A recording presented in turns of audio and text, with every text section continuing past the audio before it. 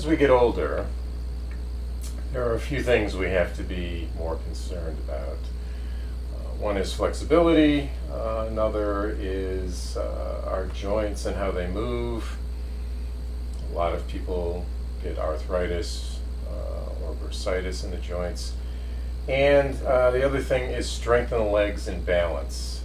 The statistics state that many people end up in a nursing home because of falls, which are attributed to either balance issues or strength in the legs. So that's what we're going to work on today. And we're going to start off with one movement called the cross crawl.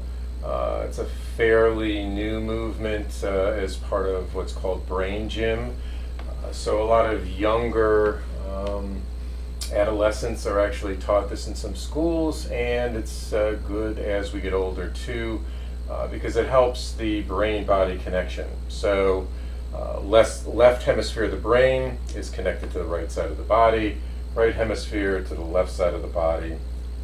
And so this helps to reinforce that movement. And basically what we're going to do is we're just going to have our palms out like this in front of our knees, and then we're just going to lift a knee up. So it's just lifting like that. So that's 2. So what we do is we do maybe 5 of these, and then we cross over like this. So that's 2, 3, 4, 5, 6, 7, 8, 9, and then you can repeat this sequence again. 1, 2, 3, 4, 5, and then cross over again. 2, 3, 4, 5, 6, 7, 8, 9, 10. So you can do that sequence as often as you like during the day. It's good because, again, it gets rid of maybe some brain fog you might have. It reinforces that neurological connection through the body from the brain.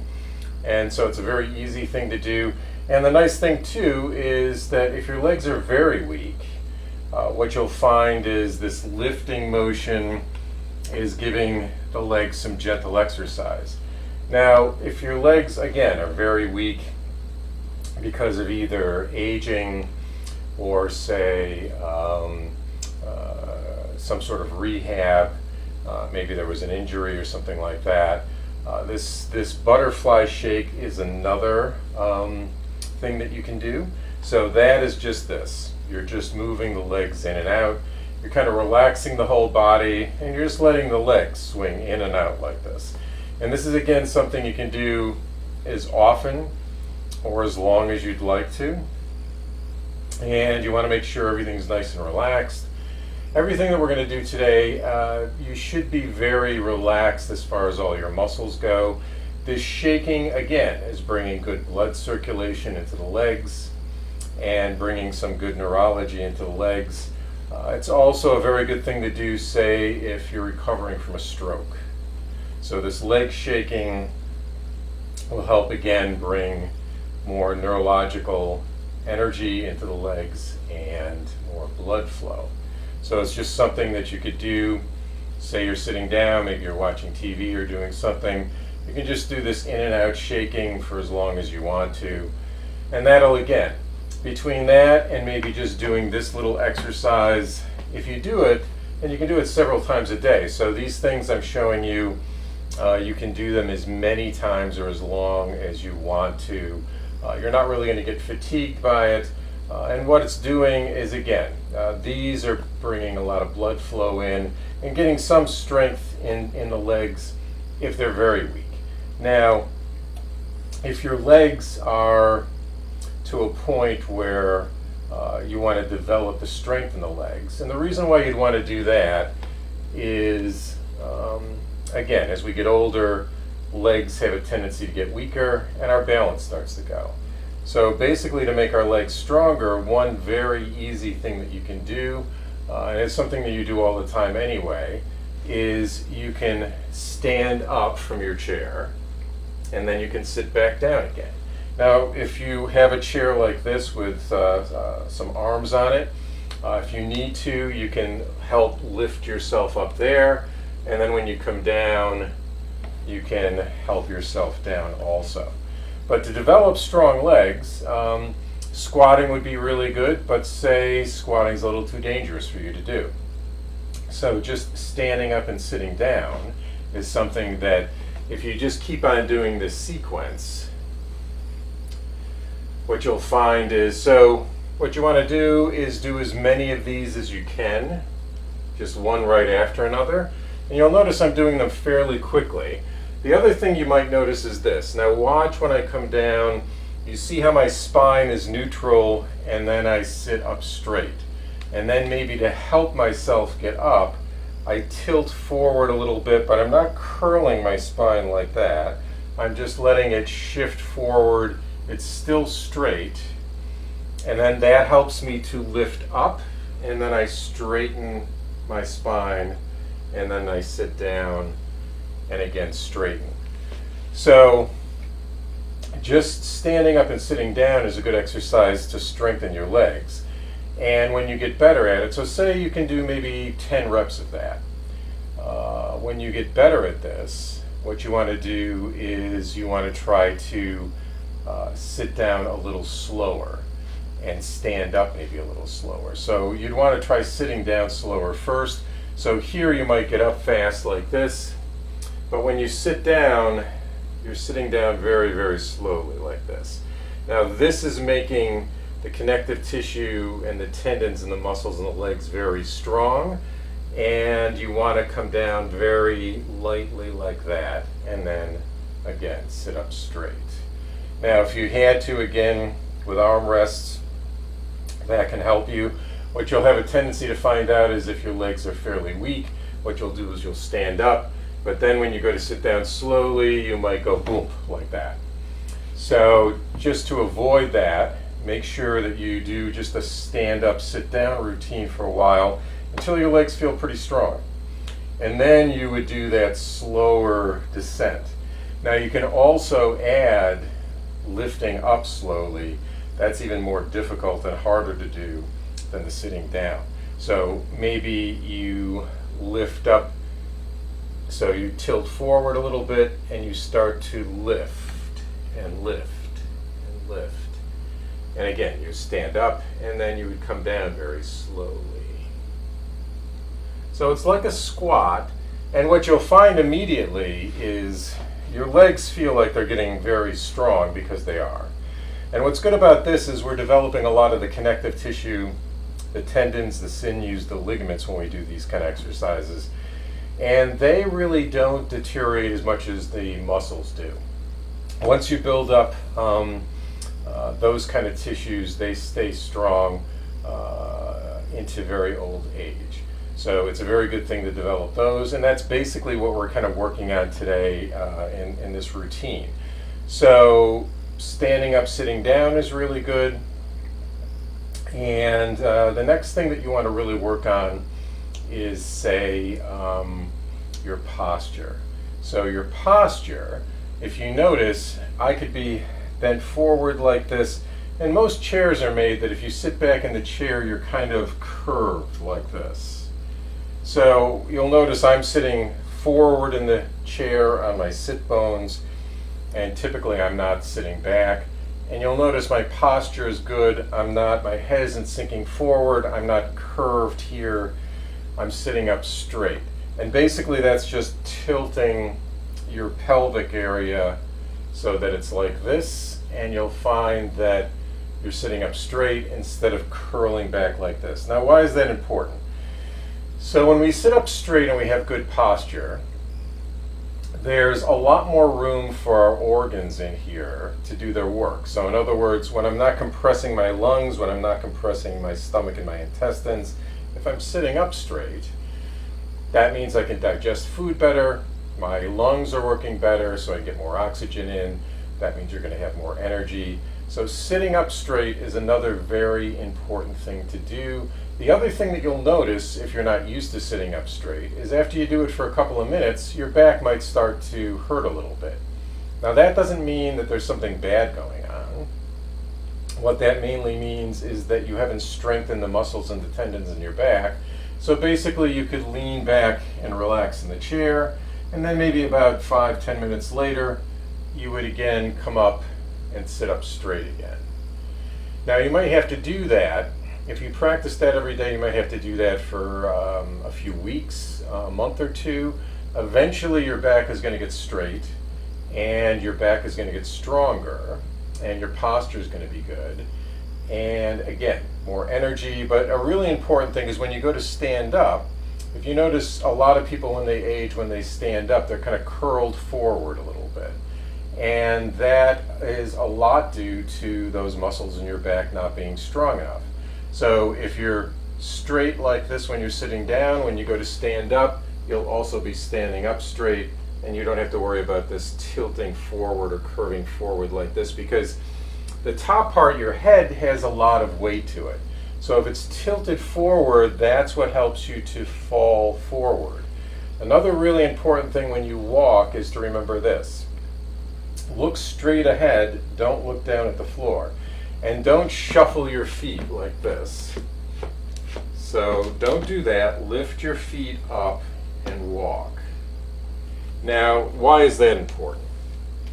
So when we learned how to walk, our eyes were straight ahead, and the way the brain works is where our eyes are looking, that's where we're going.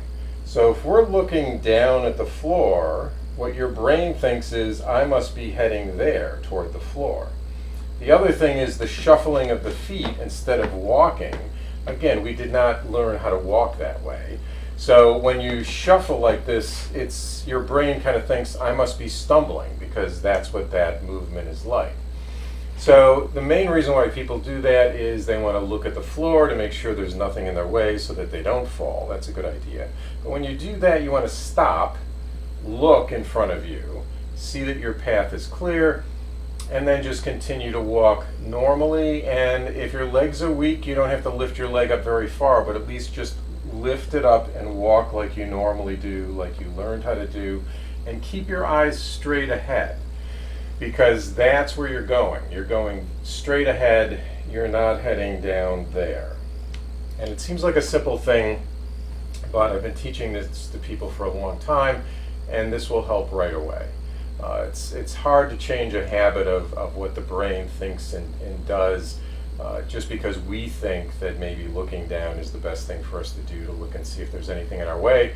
But I have a lot of people tell me that when they start doing that, because maybe their kids tell them to do that, that's when they start falling quite a bit. So try to avoid that, and try to build up the strength in the back by sitting up straight. Now, another important thing to do when you get up in the morning is have a couple of glasses of water. During the night, your body, your spine, the discs in your spine, your liver, all these areas are looking for water, and so you're a little dehydrated in the morning when you get up. So it's not a bad idea to drink 1 or 2 or 3 glasses of water, say when you get up. You don't have to drink them right away, just kind of intersperse them between when you get up and lunchtime. And at least then, if you've had 3 glasses of water, or say 4 glasses of water, that dehydration is going to be gone, and your body's going to work a lot better. So the next thing we want to really cover is the rotation of your joints, because the joints often are areas where people have trouble with that. There's a lot of arthritis that comes into that area. So what we're going to do is we're going to start with the ankles, and what we're going to do is we're just going to move the ankle around just slowly like that. So you want to go first in one direction and then in the other direction. And maybe you want to do at least 6 of these. You could do even more. Another movement you can make is stretch it forward and then stretch it back towards you, stretch it forward. And you see how you're doing this very slowly. So you're just trying to get a really good stretch out of that area. And then you can do the other side. So say we do the stretch forward. So you're kind of pointing your toes out and forward, and here you're pointing your toes back toward your body, and then you stretch forward, you stretch back, you stretch forward, you stretch back, and then again you rotate. So you rotate around one way, and just try to isolate it so you're doing it, and do it nice and slow, and then you rotate the other way. Okay. So now that we've done the ankles, and wiggling your toes is a really good idea too. Wiggle your toes around. When you do that, again, your brain has to send a neurological signal all the way through the body to the toes. So by wiggling the toes, wiggling the fingers, moving the fingers around, again, you're getting more neurological information going into the fingers, and you're getting more blood flow going on. So let's go to the knees next. So for the knees, you could do the same kind of thing. You could stretch back as much as you can, and then stretch forward, stretch back, stretch forward, stretch back, stretch forward, and then you want to rotate like that. So you just want to try to rotate the knee. So all you're doing is rotating around the knee in one direction, and then you rotate around the other direction. And you can do it fast, but slow is better with all these movements. And you're kind of lifting your hip up a little bit when you do that, so you're strengthening your legs a little bit too. So let's go to this other knee and do that same thing. So a stretch forward, a stretch back, a stretch forward, a stretch back, forward, back, forward, back. And this one now, rotate that around. So that's 3, 4, 5, 6. You want to do at least 6, and then the other way.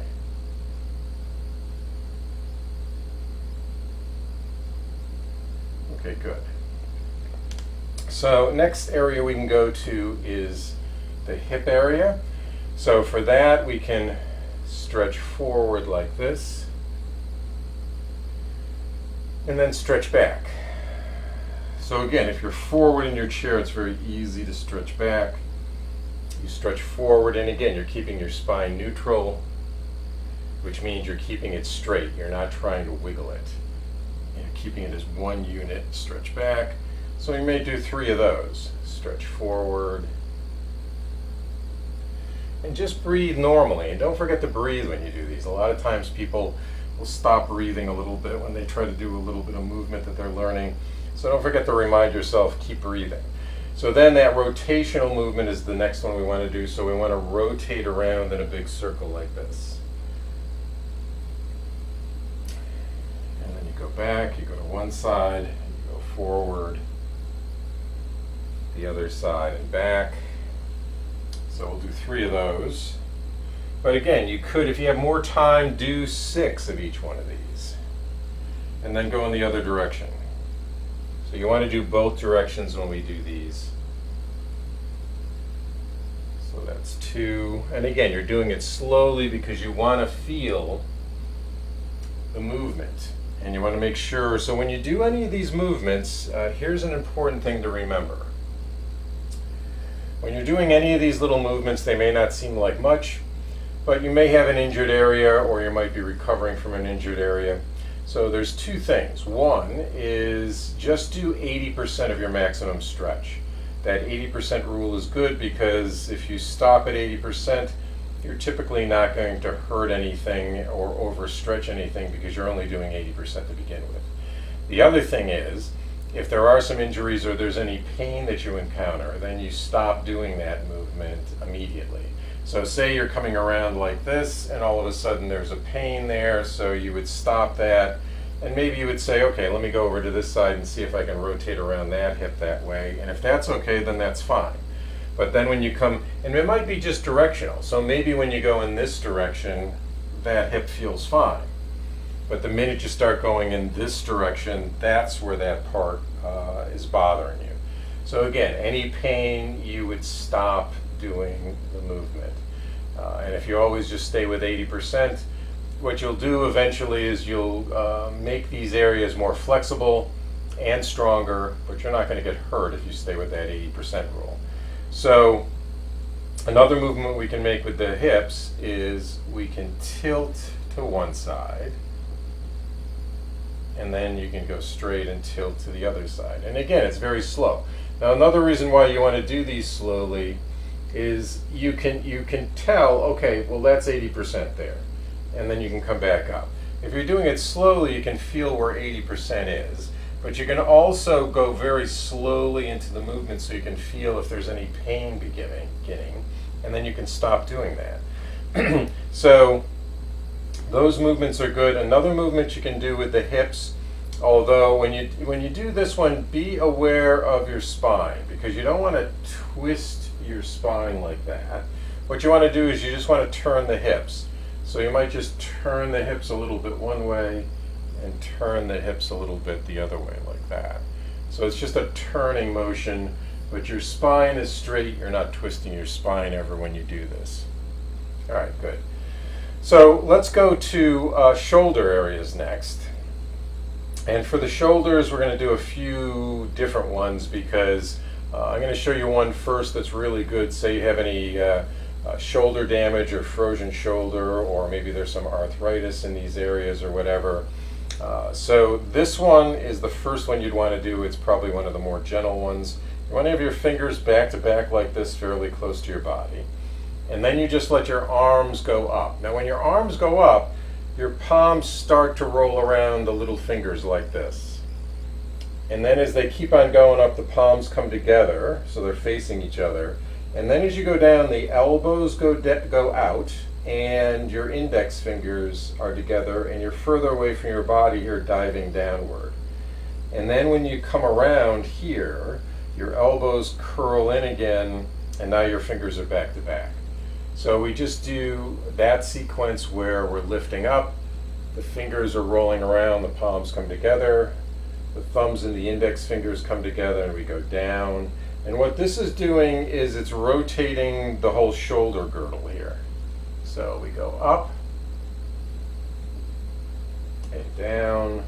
And this is a very gentle one for your shoulder. But again, if you don't have this amount of range of motion, then stop maybe where the pain is, or don't do that part, and then just dive down. So if you can, you want to try to go up here, and then a down movement here. So after you do that one about 3 times or 6 times, after you go up the center like this, you reverse it and you go down the center. And now your palms are going to curl around the index finger and come together here, and the little fingers are going to come together as you dive upward.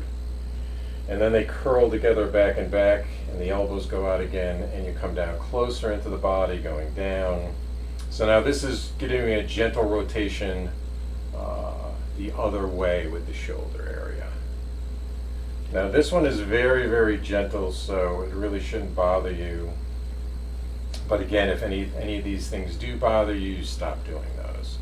So this is the most gentle one you can do for the shoulder. And then the next most gentle one you can do for the shoulder would be this one, where you just kind of relax your shoulder, relax all these big muscle groups. And you might have your index finger pointed out to make it a little easier. And you just let the arm roll up. And you want to try to feel your rib cage lifting your arm. So all your muscles are nice and relaxed. And then you just let the arm drop to the side and back like this. So you're just trying to find the natural rotation of this rotator cuff in the shoulder, so that it just feels like it's just lifting up, and you get a little bit of a stretch there, and then you just let it come down. So this again is rotating this area very gently. And maybe you want to do 3 or 6 of these, say forward like this. And then after you do the forward movement, what you want to do is reverse it, and now we go to the back and side. Again, lift up from the rib cage, and then let the arm come down. When the arm comes down, it's going to point a little bit toward the center line with your finger here, so it's usually not straight out, it's usually curled in a little bit. And you're kind of drawing out like an egg shape or a parabola with your index finger here. So it's lift up. And again, you're doing it slowly. Now, say you don't have a good range of motion, a full range of motion like I'm showing there. But what you may be able to do is you may be able to lift it up, but maybe you only can go to here. And then that's where the pain is. But you can stop before you get to the pain and just do it like that. Now you're still getting the rotation out of here, and eventually you might find that if you keep on doing this rotation underneath the pain level, that over time, and you do it in both directions, and maybe in one direction you don't have to do it that low, maybe this way you can do it a little higher. It's just when you go in this one direction that you find that, oh, I can only do it this high. So, but if you keep on doing that, what you'll find is it kind of rehabs this joint and it'll get it to work better, and eventually you might notice over time, oh, I can move my arm up higher when you do it. So then we want to go to the other side and do the same thing. Now, here's another little tip. Say one shoulder's the bad shoulder and the other shoulder's the good shoulder, and it has never been injured. So say my right shoulder is the good shoulder. You want to do that first, and then you're going to come over and do the shoulder that bothers you second. And you're going to do that in any part of the body that we do any of these things. Because what happens is the mind and the body are looking at this side as you're doing it, and if that's the good side, and then you come over to this other side and that side doesn't work as well, the mind is making a comparison, the body's making a comparison, and over time it'll help to kind of blueprint both sides like that. So let's do this side. So we're just going to again come up, and you're doing this very slowly, lightly. You're relaxing all the muscles, and you just want to feel the bones. The rib cage lifts up here on this side again, and then you just let your arm drop naturally. So we're going to do 2 more of those. So you just lift up, and then let it go down, and another lift up, and then let it go down. And let's just reverse it for 2 times and go the other way. So stretch up, let it fall downward. And again, you're trying to relax all these muscle groups, the pecs, the traps. And you let that come down. So now those are very easy ones to do. This third one is a little more aggressive, so you may or may not be able to do it. For this one, what you want to do is bring your arms out to the side, and you want to relax again your shoulders and not stretch out like this, but have your arms kind of in this little relaxed posture where you're not locking any of the joints. And what you want to do is feel that somebody's pulling you out at both wrists. So you're pulling out, and then if you can, you take your left wrist and you wind it as much as you can backwards like that. So you may only be able to go this much, that's fine. But if you can go further, what you're trying to do is get it so that that palm is actually facing up. And then it's a stretch and a wind to the other side like this. So, and then if you can, you put a little extra stretch. So it's stretching, winding the whole time. Extra stretch at the end, stretching, winding the whole time, extra stretch at the end. Now you might find that if you can't do this, you might do it like this, a little more gently. But if you can work up to doing it this way, that is really, really good for your tendons and your arms. So we're kind of done with the shoulder area. Let's go to the neck. So with the neck, this movement is called Wise Owl Looks Backward. So actually what I'm teaching you is a lot of actually martial arts warm-ups. We're doing them sitting down instead of standing up. But basically you're getting pretty much the same kind of benefit out of it.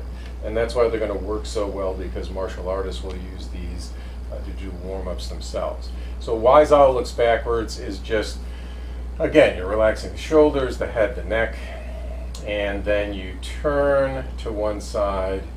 Again, only 80% of your maximum turn, and then when you can't turn anymore, you get to that 80% point, you stretch your eyes, look behind you, and then you let your eyes release, you let the head go, and you do the other way.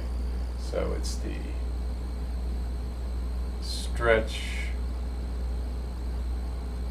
And you want to do at least 2 repetitions. So that was 1 repetition going in both directions, so we're just going to do another set of that. So eyes stretched a little behind you. And what you want to focus on is you can feel, so you're doing it very slowly because again, your mind can then feel what we're doing. So when you do that movement, what you'll notice is you feel down your back the twisting and turning of all the tendons and muscles around the spinal cord down to your tailbone and your sacrum there. So when you're stretched all the way to the side like this, that's where you feel that motion going downward, and then you feel it releasing to come back up here.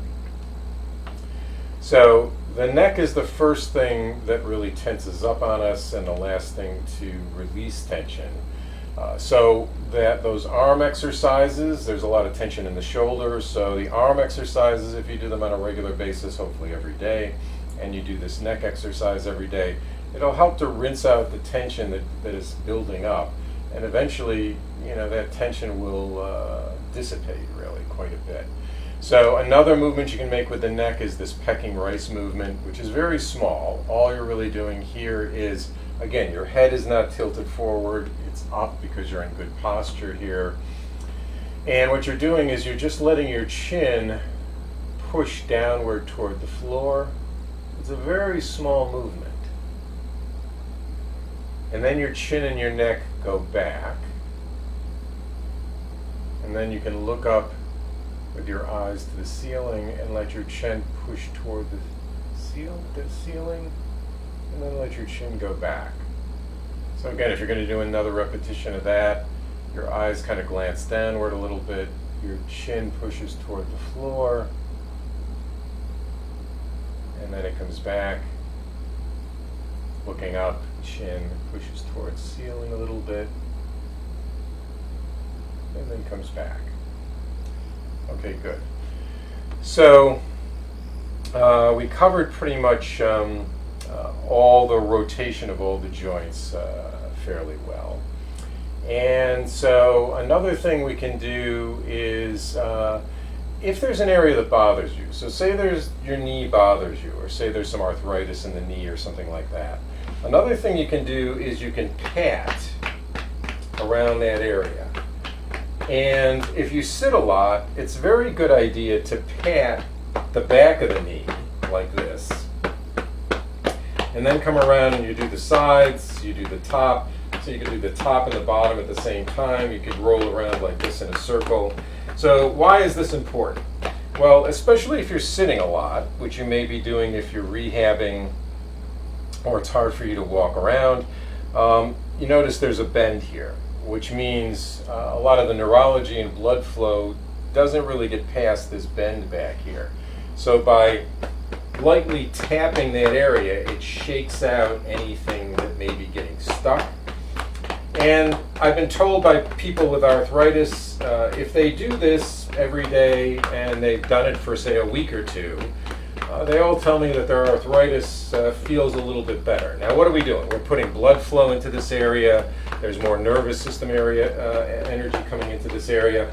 And also, you're kind of loosening up anything that might be stuck. So again, you'd want to do both sides. So if you do one side, you come here and you do the other side. Now, you can do this for any area that is bothering you, or you're trying to bring more blood and neurology into that area to heal. A lot of people, when they get older, their fingers are curled together and they can't really flatten them out. One thing that's going on there is this tendon here that comes from here down and then separates into tendons here. Those tighten up and your fingers curl a little bit. So what you want to do is some exercises with your hands. This one's called swimming octopus. And what you're doing is you're basically stretching the fingers and then letting them relax. And they kind of touch together like this.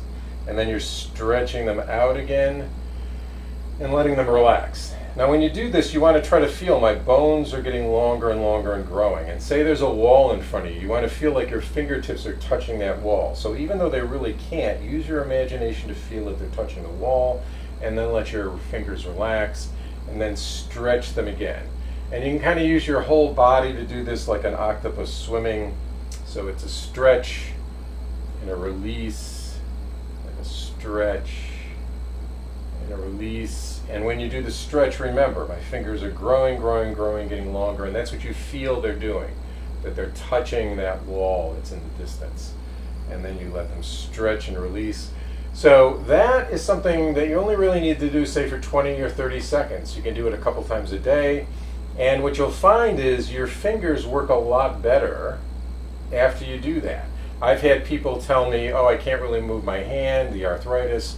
And basically after they do this, they come to me, Betty has come to me and said, look, I can move my hand again. I haven't been able to do that in quite a long time. So try that one. Another thing you can do is say, again, there's some arthritis in the hand. You would do that tapping, the same thing we did around the knee. You would just tap around the top and then flip your hand over and tap the other side. So any area that feels like it's in a little bit of pain, has some arthritis in it, what we're doing is we're kind of sending a vibration through this space. We're getting more lymph to flow in this area, we're getting more blood to flow in this area, we're getting more nervous system energy to flow, and that's all going to help to minimize that problem of the arthritis or just lack of movement. So basically, you can wiggle your fingers around like this, you can close and open your fists like this. So any of those kind of movements are really, really good for your fingers and your hands. If you wanted to rotate the wrists around, you could do it a little bit like this. So you can rotate this way and then go around like that. The other thing you can do for your wrist is make this kind of crane beak like this and push in toward you and then let it come up and open it up, and your fingers stretch towards your body and then they stretch down like this. And again, you're just doing this really slowly, but this will help your fingers also. Okay, good.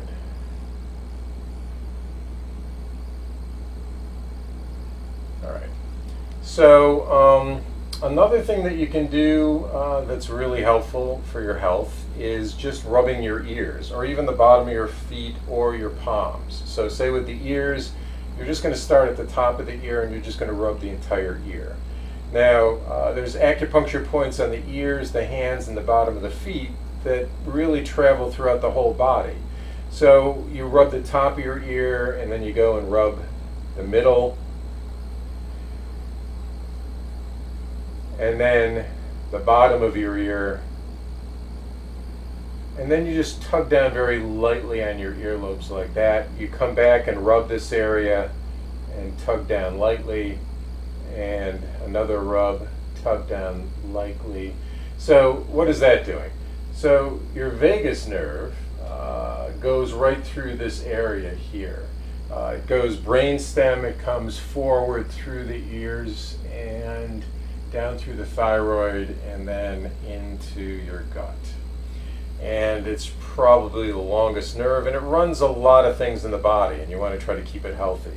And the vagus nerve also is something that will let the relaxation response come out in the body instead of that stress response. So just this lightly kind of rubbing and pulling down on the earlobes will help to access that and kind of tone your vagus nerve. Another thing to tone the vagus nerve is you could put cold water on your face. That'll help do that. Another thing is just bringing your chin down like this and keeping it in that position for, say, 15 seconds or longer. And you're just breathing normally like this. And then you just stretch your head up. And then bring it back down again. And another 15 seconds down like this. So these are just simple movements, but again, they'll help tone that vagus nerve, which can help relax you. And then up. So you just do that, and maybe you do 6 reps of this.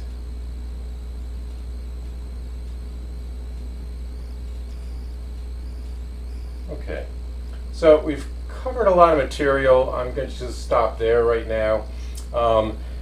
The strength on the legs really important. Just that lifting up and down is good. Like I said, cross crawl is good. Just shaking in and out will help. The rotation of the joints are very important. So if this is a routine you can do every day, I think it took us maybe about 40 minutes or so to go through what we went through just now. If you can remember to do this every day, you'll find that within a couple of weeks, things are going to feel a lot better. And thank you.